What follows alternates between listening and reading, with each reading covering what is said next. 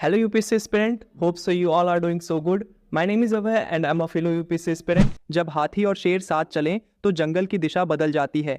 यही भावना है ब्रिक्स जैसे संगठन की, जहां उभरती हुई शक्तियां मिलकर वैश्विक संतुलन को नए आयाम देती हैं। नमस्कार दोस्तों, स्वागत है आपका यूपीएससी एक्सप्लेन्ड सीरीज में। आज हम बात करेंगे एक बेहद महत्वपूर्ण और समसामयिक टॉपिक पर, BRICS and India's strategic interests, यानी ब्रिक्स और भारत के रणनीतिक हित। तो चलिए शुरुआत करते हैं एक सिंपल सवाल से। ब्रिक्स है क्या? ब्रिक्स एक समूह है 5 देशों का, ब्राजील, रशिया, इंडिया, चाइना और साउथ अफ्रीका। ये सभी देश दुनिया की सबसे तेजी से बढ़ती हुई अर्थव्यवस्थाओं में शामिल हैं। इस संगठन का उद्देश्य है बहुपक्षीयता को बढ़ावा देना, विकसित देशों के वर्चस्व को चुनौती देना और ग्लोबल साउथ को एकजुट करना। अब बात करते हैं भारत की रणनीतिक दृष्टिकोण से ब्रिक्स क्यों जरूरी है। पहला, मल्टीपोलर वर्ल्ड ऑर्डर का समर्थन। भारत हमेशा से एक बहुध्रुवीय विश्व व्यवस्था का समर्थक रहा है। ब्रिक्स के जरिए भारत एक ऐसे वैश्विक मंच पर अपनी बात रख सकता है जहां वेस्टर्न पावर्स का दबदबा कम है। दूसरा, इकोनॉमिक कोऑपरेशन। ब्रिक्स देशों की कंबाइंड जीडीपी विश्व की लगभग 30% है। भारत को ब्रिक्स के जरिए ट्रेड, इन्वेस्टमेंट, इंफ्रास्ट्रक्चर और टेक्नोलॉजी जैसे क्षेत्रों में सहयोग मिलता है। न्यू डेवलपमेंट बैंक यानी एनडीबी इसका सबसे अच्छा उदाहरण है, जिसका मुख्यालय भी भारत के सहयोग से शंघाई में है और भारत को इससे सस्ते दरों पर आड़ मिलता है। तीसरा, पॉलिटिकल और डिप्लोमेटिक लेवरेज। ब्रिक्स भारत को चाइना और रशिया जैसे देशों के साथ संवाद का मंच देता है। भले ही भारत और चीन के बीच सीमा विवाद हो, लेकिन ब्रिक्स जैसे मंच पर बातचीत के रास्ते खुले रहते हैं, जिससे रणनीतिक संतुलन बना रहता है।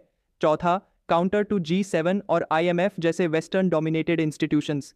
ब्रिक्स का मकसद है एक ऐसा वैकल्पिक ढांचा तैयार करना जो विकासशील देशों की ज़रूरतों को ध्यान में रखे। भारत को इससे पॉलिसी ऑटोनॉमी मिलती है, यानी वह अपने निर्णय स्वतंत्र रूप से ले सकता है। अब थोड़ा नजर डालते हैं चैलेंजेस पर भी।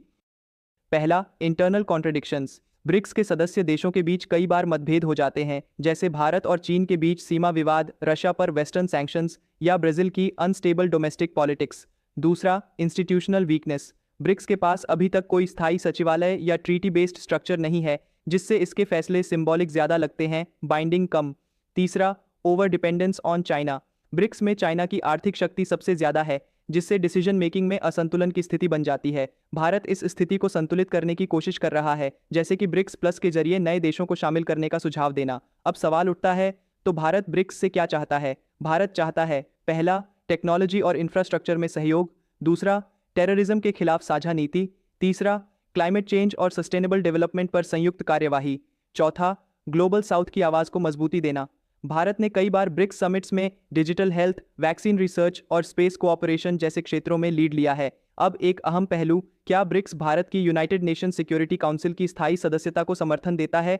उत्तर है, कुछ हद तक हाँ। रशिया और ब्राजील भारत के समर्थन में है, लेकिन चाइना इस पर अस्पष्ट है। यही भारत के लिए एक रणनीतिक चुनौती भी है और अवसर भी। अब बात करते हैं निष्कर्ष की। ब्रिक्स भारत के लिए सिर्फ एक समूह नहीं, बल्कि एक रणनीतिक मंच है, जहां भारत अपनी फॉरेन पॉलिसी, इकोनॉमिक ग्रोथ और ग्लोबल डिप्लोमेसी को एक साथ आगे बढ़ा सकता है। जैसा कि महात्मा गांधी ने कहा था, the future depends on what you do today.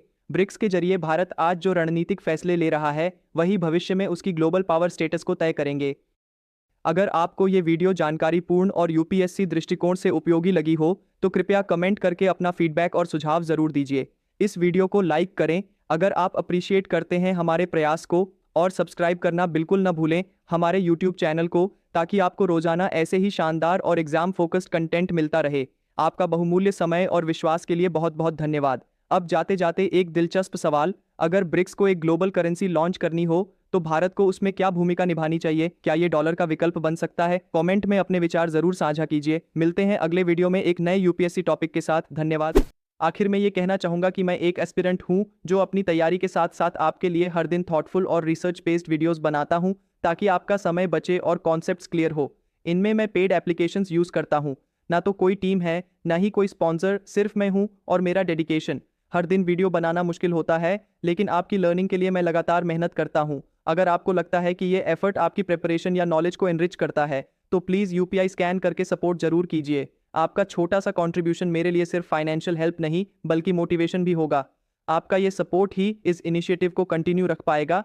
and at the same time it will also help me keep creating high quality videos for you.